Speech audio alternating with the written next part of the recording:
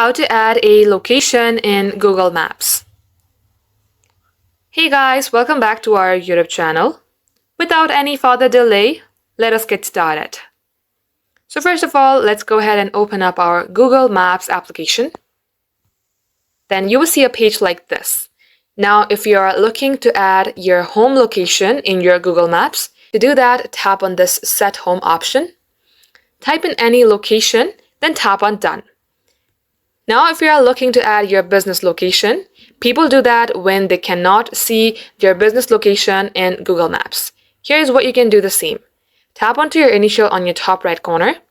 Then here you will see Add Your Business. Tap onto it. And that will lead you to a page like this. In here you can type in your business name, your business category, tap onto Next.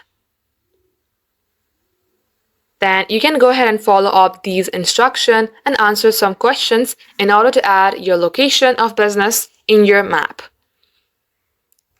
That's all for today. Thank you for watching the video till the very end. If it had helped you in any ways, then don't forget to like and subscribe.